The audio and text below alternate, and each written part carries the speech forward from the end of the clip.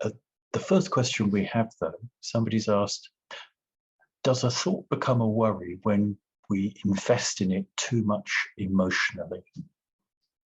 Yeah, very often the thoughts get converted into worries when we become anxious about the future, like will it happen or not happen? What if it happens? What if it doesn't happen? That type of thoughts also crop up, or it goes into a brooding. So that's what gets converted into a craving of anxiousness, which in turn would give stress, enormous stress, also unnecessary stress.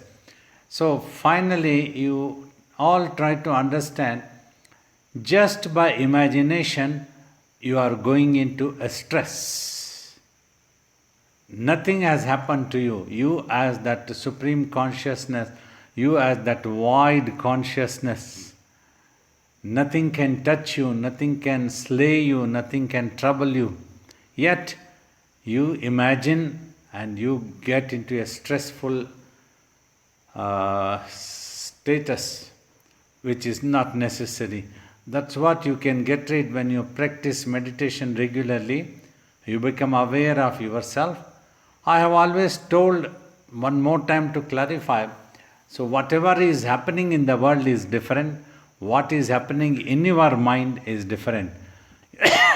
By meditating, you have to attend to the problem that is happening within your mind first.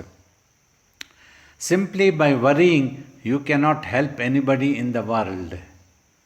You will add to one more casualty, that is all. So, if you stop worrying, maybe you would be able to help someone in some way that is possible for you, either by counseling or trying to give them some pacifying, consoling, soothing words. So these things can be very helpful. So that is how an imagination can take you to a stressful status unnecessarily. Thank you, Babaji. Somebody else asks, why is it that the mind constantly keeps going back to something that happened in the past and causing stress? Why has this mind got this habit of revisiting unpleasant memories? One thing, your own inability to keep it neutralized into the present, and also your habits to go back and keep remembering the past things which you cannot give up. So that's what the reality is. Like, you are worrying, you are brooding about the past. That means you are unable to stop yourself. That is the criteria. So, by practicing meditation, which will neutralize your mind to come into the presence now, all the time. Also, I have explained previously, a past is meant to learn a lesson and not keep worrying all the time, because it will not come back under any circumstances in any way. Nothing is there. It's over. It's gone. The yesterday, it's over. The earth is revolving forward and it's going around the sun. Days are passing by and passing by. You are in the present actually, but you are consciously, your imagination is going back to the past and future anxiousness. So you have to practice to remain in the present. That's what will give you peace. There will be no more anxiousness. Let it happen, then we will face at that time. So we don't have to be worrying. So something that you have to get up in the morning, after your shower and everything, go to office and attend to the duties. You don't have to be worrying the whole night.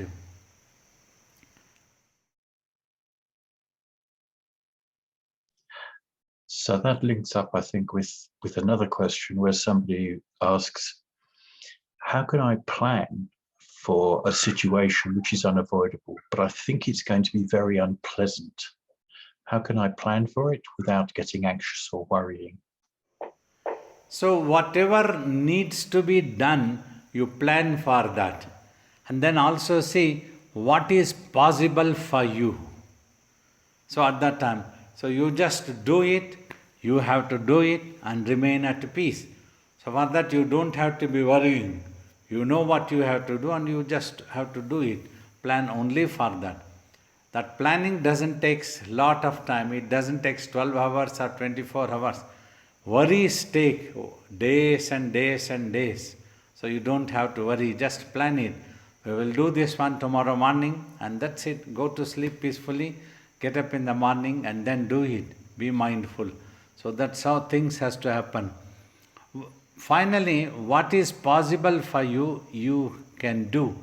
More than that, you cannot help. Simply if you start worrying and lose your own peace, so you will become a casualty mentally also. So which can be avoided. What? So just like a soldier is dying, so he is with all his satisfaction, he dies that he has put an effort, whatever that was possible, to survive and to defend the country and all these things. When it's overwhelmed and not at all possible. So is the problem the expectations that we have of how something will happen rather than the actual event itself? Yeah, that's also another basic reason. We'll have expected results and we fail to accept whatever comes. Inability to accept. So that's what is painful and that's what creates panic, stress, all these things. We expect it must happen only like this, nothing else is acceptable. So mentally not acceptable is a problem for your mind's peace. But when you are trying, you try with full vigor and courage that nothing else is acceptable. This is it we want. So that time you put an effort. Wise independence of our country must happen. This is important. Nothing else is acceptable. That's fine. We understand. We have to work for that one. So like that we work simply. We don't have to worry.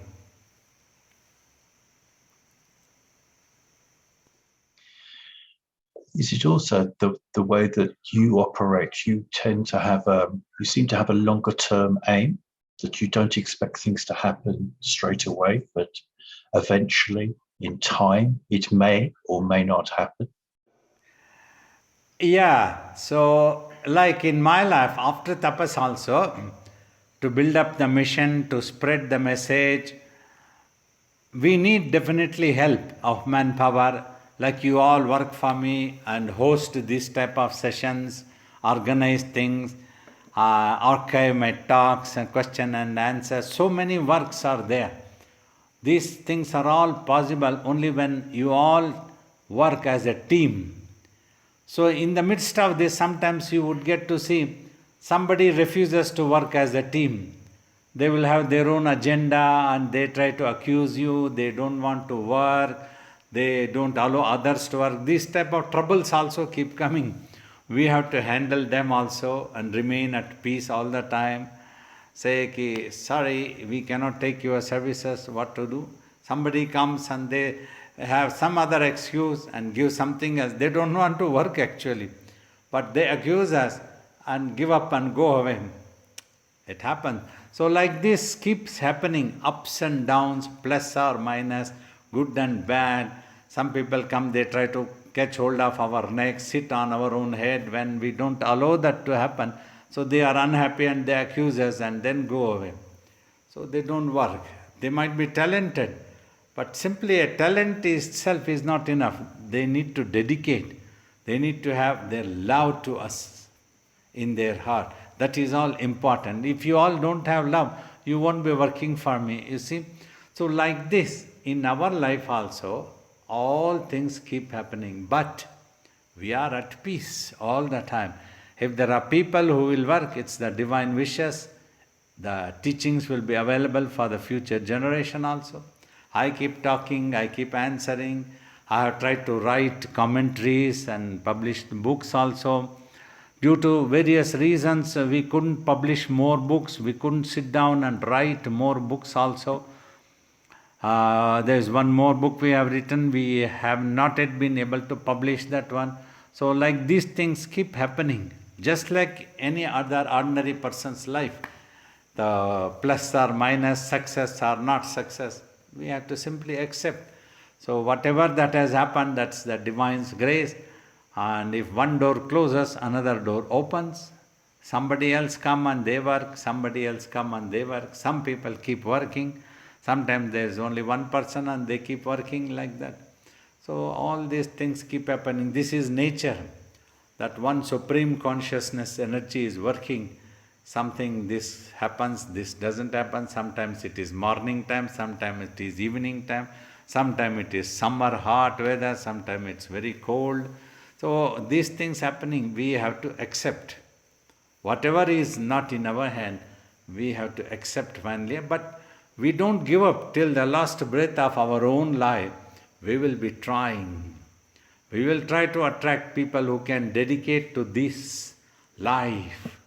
So we keep dreaming and we keep planning, but not all the time worrying. We want somebody who can, like 50 years ago, I came as a bachelor and remained a bachelor because then only I could dedicate totally to the mission work. If something, other duties are there, so they come and then they go away, they tell ki, they excuse. So I have some other duty, I have to do these tuitions, I cannot come to Ram Nam Sankirtan today like that. So they don't come, they cannot come. So we do a live stream, how many are able to listen? So they give some excuse and go away. So we cannot help. We tell sincerely that this has to happen. However, if anybody is there or not, my habit is that since 50 years, I just do my duty. In those days also, in the hall of our Dehradun ashram, single-handedly I used to pick up a dholak and sing. Sometimes I used to pick up the harmonium and sing, go on. Nobody used to be there. I used to imagine jokingly, lot of sages and gods and angels, they are all sitting here. And this is the court of my Lord Shiva Bala Yogi. So we do that one. So till even today also I have the same temperament, no disappointment ever.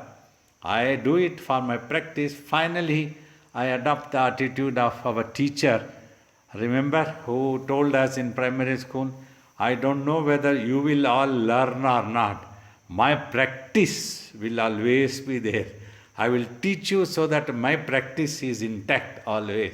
So like that, whoever listens to me or not, whoever practices meditation or not, my practice will have to be there all the time until this body falls down like a soldier. When this body falls, sorry, I cannot help, because if without the body I cannot be in this world, I cannot communicate in this world. Then I will have to be communicated by those people who have total faith and devotion with their mind. Through that only they can communicate. But we will always be working. We will never give up.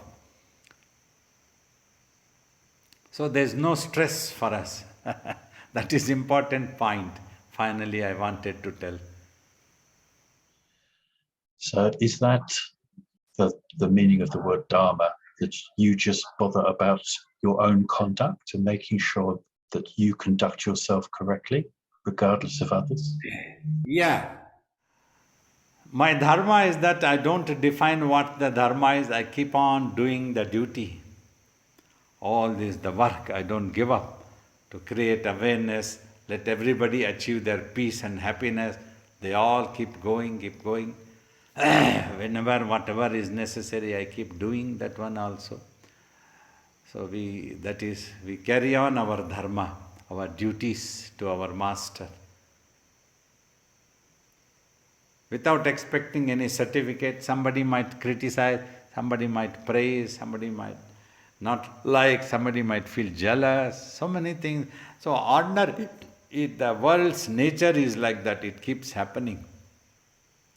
But we are not stressed out and we won't give up, we keep working.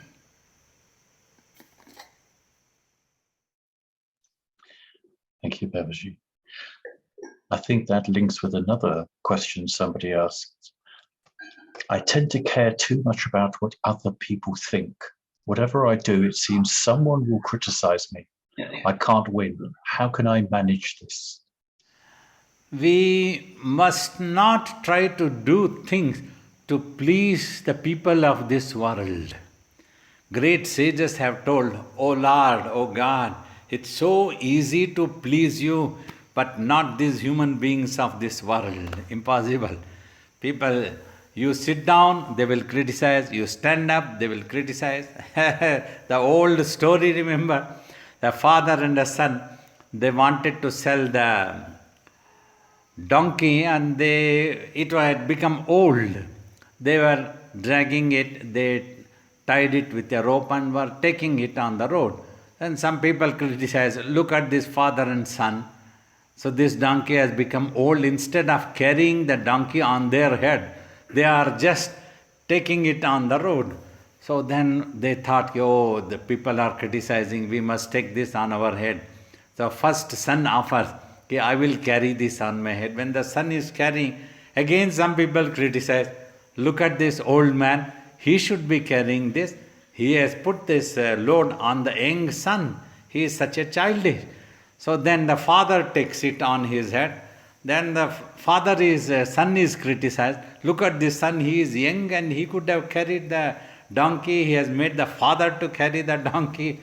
Like that, everything people keep criticizing. Then tired and stressed out, they come to a river and they throw the donkey into the river and go back home.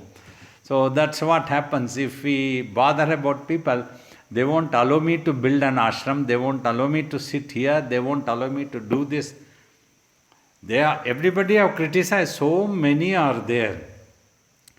They have done it. Oh, why this ashram? What was the necessary? You could have sit under a tree also. I am happy to sit under a tree for 4 days, and 5th day I would be dead. So that's no problem if the rains come and kill me. But if my destiny is that I can be in this ashram, so why not I will be? So I will do whatever my guru ordains me. Why would I listen to you? People have their own language. They understand a certain language. I tell you, I am ordained by my master, that's why I am doing this. So like that, we have to go like this. If we bother about criticizing people, you cannot work anywhere. They will not allow you to work for Babaji or Swamiji or for the mission. Everybody will scold. Because if you don't please them, if you don't carry them on your head, they will criticize you. They expect you to do what they want you to do it. Whatever is useful to them, they want. So you give them money, they will praise you. Oh, how noble person you are. You are a real devotee of Swami. So that's what they will tell you. If you cannot do that one, you are just working, and they will criticize you. They will never allow you to do anything in this world. You cannot do. So you must not bother for either praise or criticism. Whatever you think is your dharma, whatever is right for you, you do it. I wouldn't have been able to come to ashram 50 years ago if I had bothered what people would say. Hardly few people only encouraged or accepted or appreciated. So many type of things everybody said. And in the ashram also they won't allow us to live peacefully. Even today also they don't allow us to live peacefully. Somebody wants to throw us away, somebody wants to take over the ashram, somebody comes and tells something else. So these things keep happening, but we keep going. Swamiji told for this, just like a horse, it is put like this so that it won't get to see anything that is happening on the side. Straight, keep walking, keep walking. He used to say, you are sitting on the horseback in the war zone on a battlefield with a sword.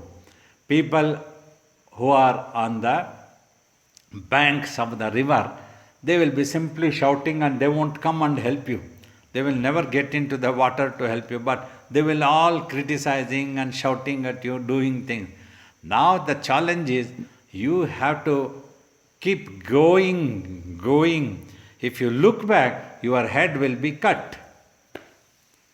So like this, we have to keep going, we have to keep working. We loved Swamiji, we believed, and we will be working till the last breath of our life.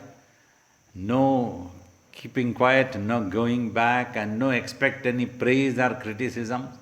We work for sake of work. We serve for sake of serving. That's it. So, Babaji, in doing it like that, in living like that, you've spoken about stress-free living, actually living without any stress at all. That's very hard for somebody in the world to truly believe it's possible to be stress-free, not just reduce stress, but no stress at all. Is that true, that you can be totally stress-free? It is possible. You have to work for that. Meditate and also be strong mentally. You live for what you believe. You die for what you believe. Like you believe in Swamiji, then believe in him. Not even Swamiji or not even God should be able to disturb your mentality. When you love Swamiji for sake of love Swamiji. He is your Lord and you want to serve him and you serve him. Not because others wanted you to serve him. You want to serve him because you want to serve him. So that attitude is necessary. Other things like Swamiji used to tell, if anybody criticizes you, why are you having one loaf of bread? Then that day eat 2 loaves of bread. Then they will keep quiet. Give them blood pressure. You don't have to go into a blood pressure. You don't have to lose your temper. Smiling, at peace. Keep doing what you have to do it. You keep doing. So we have remained silently. Challenging times have come. Every day there are people who keep criticizing, who keeps talking negative, who keeps they think that they can give me blood pressure, but finally they end up getting into a blood pressure. I keep smiling, but I don't give up my work also. I keep doing what I have to do.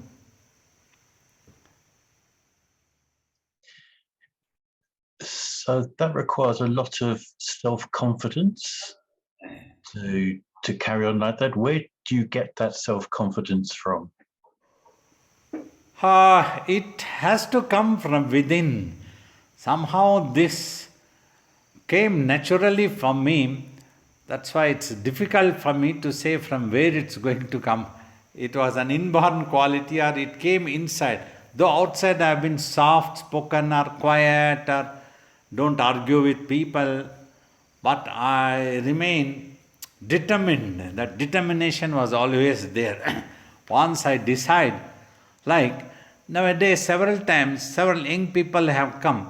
Oh, I want to join the ashram, I want to serve Swamiji, but I am little bit confused. Should I do it or not do it? Somebody is telling me that I should get married. Should I get married? Like these people have done. I have ridiculed them. Look man, you want to serve Swamiji, you serve Swamiji. Or you want to get married, you go and get married. Don't get confused either of the two. It's your choice finally. Don't blame afterwards anybody else. If you are unable to decide, if there is indecision, then you are really an idiot. You have not practiced any determination. You have not loved Swamiji really. You must love the Master really, in truth, from the depth of your heart. Then I think this determination comes. You won't bother for anybody else. And if you depend on what others tell, so finally this is what happens. So everybody, human beings always talk according to their selfishness. There is one boy, he always has 3 or 4 other younger boys who assist him. So he wants to be a leader. So he wants to control all of them. He won't allow them to do anything else what he doesn't like. If any one of them wants to join the ashram, he wouldn't allow. No, you must be with me only. So what to do? So finally the one who wants to join must join if he wants to join. He should not depend on somebody else whether he has to join or not. There was another conviction for me. Come what may be, I am not going to regret. This conviction was there. Because when I came to Swamiji, I did not have any imaginations of expectation. what type of building, what type of food, what type of people are going to be there. Are they going to welcome with a flower garland? Are they going to scold me? Are they going to fight with me? What type of people are they going to threaten me? No imagination of any sort like this was there.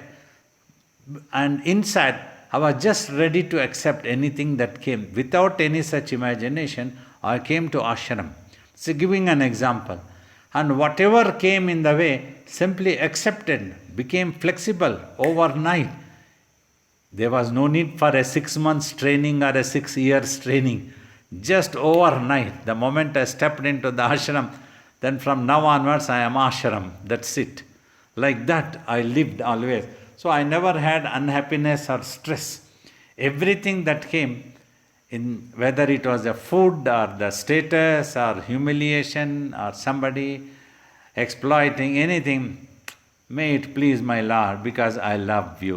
That love was unconditional. We loved Swamiji only for sake of love.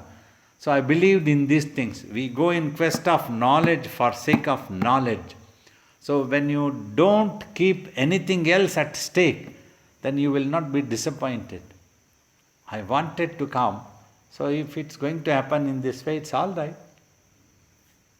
So like that, if you can decide in this world, your life can become stress-free. Just be determined. You believe and you do that one. Let anybody tell anything, it's for you. You're all sitting in meditation. Oh, what will give this meditation? It is all wrong thing. So different people have different opinions. There are different religions, whereas all religions are equal, honorable, because the truth is one. It cannot be two different things. Different terminologies have been used, different paths have been prescribed. So when that is prescribed, so that person tries to find some fault with another path. Why the need? I come from here, you come from there, we are all going to go to the truth only. If only he has experienced the truth. So there is no such trouble at all. So no confusion at all. So even if something happened, another example I will tell, the same stress-free. So don't bother about who is going to tell what. 35 years ago once, a monk came that he would teach me a special language. And I accepted. I told him, look, I am dedicated to Swamiji and his ashram. So whatever time is available, within that only I will come, because once I accept teaching from you, I will have to accept you as a teacher, means I will have to show my reverence. So this should be acceptable to you. He said, okay. Then sometimes I couldn't go because of my work in the ashram. Then he started criticizing me, he started talking nonsense, this thing happens in your ashram, that thing happens. So, look master, if you don't want to teach me, it's no problem. I am happy. I am happy dusting the ashram of my guru. I don't have to learn this special language. This is not going to make me any angel or God. So I am happy. I left it and came back home, ashram, and I thought, I am happy dusting the ashram of my guru. The same peace, when it comes, the realization, you don't have to have a special language or a special status. Even by sitting on a gunny bag also, you can meditate. You don't need a tiger skin all the time. It's a different thing if somebody donates you a tiger skin. So you can sit on that. Otherwise, you just sit on a gunny bag and meditate. So like that, if you are ready for everything, be flexible in life. Flexible about life. Don't expect anything. You go on doing everything. Then there won't be any stress at all. Where is the stress? That's it, no problem. But when you were looking after the Dehradun ashram and Swamiji was going to visit, there would have been so many tasks that you needed to do to prepare. And I know at that time you had very few funds for the ashram. And Swamiji could be very fierce when he wanted as well. So were you ever anxious that you hadn't done everything properly, that it wasn't possible to get everything right and that he would scold you? because you hadn't done something? No, actually, there wouldn't be any time to feel anxious. I would be so much busy. So I went on working whatever was possible, whatever was there. So more than that, I didn't worried that I couldn't provide all these things. I couldn't provide a car. I couldn't provide an aircraft. I couldn't run an aircraft. All this type of thoughts never came to me. Whatever was there, I went on doing simply. That's it. So, and these thoughts never came. And there was excitement and stress-free was there. So let me just keep doing whatever is in front of me. What was not there, about that I never bothered. So many things couldn't happen which we would have liked to do for our Guru. But that's it, acceptable. What to do? This is all I have. I cannot give. If I don't have hairs on my head, I cannot give these hairs to somebody. What to do? No stress. So that type of attitude means I had always. So that's why I think I never felt that stress. If anybody can adopt and understand this attitude, they will never have any stress in life. I know it's not as easy as we talk, but one must work for it. There was this inborn quality of determined efforts from me. Also, I think we practice meditation, lot of spiritual exercises, devotional songs, and the chant of stotrams and mantra in praise of the divine. Continuously we did this. When we did this, we were totally mindful and enjoyed that. So I think these things gave such amazing determination not to bother about anything else. So you have to adopt exercises for your mind control. Chant mantras, chant of the stotrams and devotional songs, you keep singing and learn. Then meditate also. All these things can be very helpful.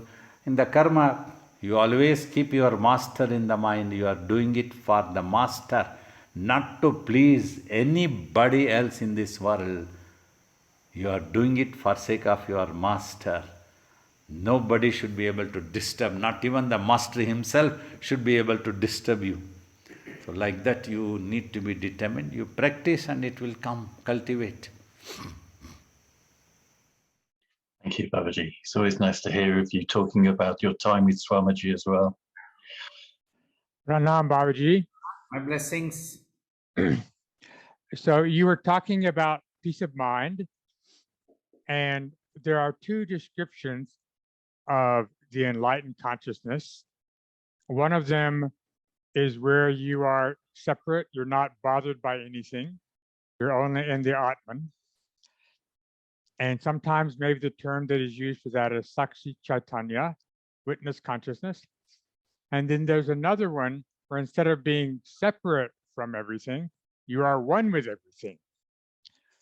And maybe the term for that is Brahmistiti. I don't know, you may be able to clarify these. So I'm wondering, how do we reconcile these two descriptions of being separate, but also being one with everything? You see, separate means as long as the physical body is there, it appears to be separate. Only from inside, an enlightened master means the one who would have achieved self-realization would have merged. But in this world, when you behave according to the manners of this world. Say for example, after doing tapas, the merger happened. Actually in the consciousness, there is neither a disciple nor a guru. Because that I earlier that existed in imagination does not exist anymore. Only the master is there. But in proper worldly manners, I have to identify the master as a master and tell that I am at the lotus feet of the master. That is the good thing. In this body, I must not claim I have become that master myself now. So that is not proper, not the worldly good language. So that's what we learned like that. And I learned this from Hanuman. Hanuman has answered, in Advaita, I do not exist at all, only my Lord Rama. In the Dvaita, the duality, the separation, I am Lord's servant and my Rama is my Lord, my master. So that's what he says. So when are we Dvaita and when are we Advaita? Not that in Dvaita means in duality, when we, as long as this body is there, Shiva Balayogi is my master and Shiva Rudra Balayogi is the disciple. When this body goes, there is no more Shiva Rudra Balayogi, one merger. Finally, that is known as Videha Mukti. After the body goes, the final merger finishes there. The individuality is over. Okay, thank you, Babaji. Hello, Babaji. What's the difference between a mental resolution and a repetitive fear or worry? Due to the mental resolution, mind thinking that this may happen, this may not happen, then that worry also happens. That worry is the result of the resolution only. Means mind resolves and the thought appears. That type of thought appears when it resolves in a particular way or attitude. So they both are interactive. One is there because of the other. And it's meditation that can dissolve that resolution and that fear. When one dissolves, the other also automatically dissolves. Only the neutralized present now is there. Thank you, Babaji. Pranam Babaji. So I had a question that can reading scriptures become an obstacle to our sadhana, and what should be the ratio of scriptures and doing meditation? Reading the right type of scriptures can be very motivating, inspiring, that will give you a clue of what you are supposed to do. It's as good as like listening to Babaji's talks like that one, scriptures. So if that scripture has been written by self-realized people like the great Upanishads, things like Ashtavakra Gita, Yoga Vasistha, Rishabha Gita, so these are all written or told by self-realized master. Such highest things if you choose to read. If you choose to read miracles and this, that can be very confusing. Unnecessary hallucinations, traveling in the space and becoming this, going to loka, they are all totally different. So if you are interested in self-realization, select such selected scriptures and then read. They can be very helpful for you. Thank you. And what should be the exact ratio? Suppose we have 3 hours for our sadhana. So how much should we divide for scripture and seeing between the eyes and meditating? If you can, first all the 3 hours do sadhana. So if it is difficult, unable to sit for all the 3 hours, then whatever is possible you do sadhana. When you are not doing in sadhana, then read the scripture. Plus or minus, that is the mathematics. Nice to see you, Babaji. At the moment, we are having our thoughts are bound to emotions, happiness, sadness, and so are our thoughts. When meditation comes to us and we got introverts and the cleaning process starts, we are bound as well to emotion, whatever we experience in this cleaning process. Yeah, these emotions get cleared. When the mind is purified in the cleaning process, you overcome all emotions also. You are able to keep yourself restrained. You understand the futility of simply being emotional unnecessarily. Like, simply you have to think psychologically, simply by worrying, you cannot help either you or anybody else. But if you stop worrying, if you look after yourself first, then you might be able to look after somebody. So this thing will happen when you practice meditation. Thank you, Babaji. I just want to ask you, often, the medical profession and doctors tell us not to keep sitting for too long.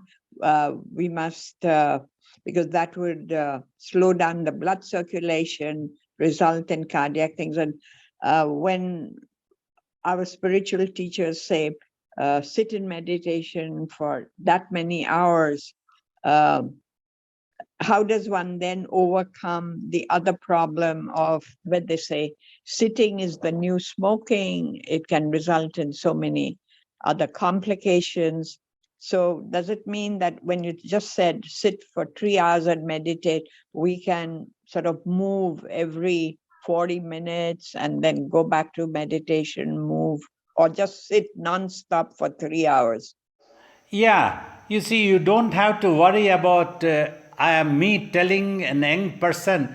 So if then also I didn't impose, I told him in the 3 hours, whatever sadhana you can do, if it's possible, you do all the 3 hours. Otherwise, whatever sadhana you do, the rest of the time you read scriptures. Along with, in my talks and answers, I keep advising taking care of the body is also very important. Take the medical advice. If you see how much you can sit, 20 minutes you can sit, 30 minutes you can sit, and then stretch out your legs. For 2 minutes, stretch out. Then again, continue some more meditation. Then stretch out your legs after another 20 minutes, 30 minutes. So, in this age, that would be advisable for you. So, every 20 to 30 minutes, after that, when you feel the stiffness or some pain, then trying to keep the eyes closed and the concentration in between eyebrows. Don't allow the mind also to run away. Just feel yourself and do the stretch out with your legs and hands for a while, then again sit. If necessary, you can stand up and take few steps also, no problem. I fully understand the need of these things.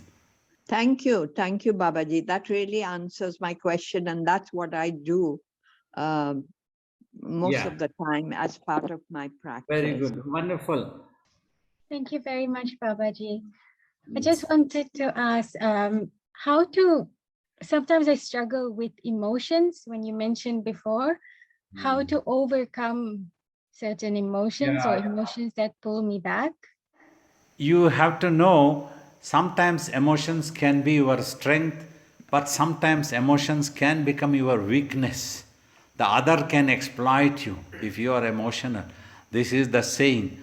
So by undertaking spiritual exercises, whatever way that's possible, strongest is the meditation.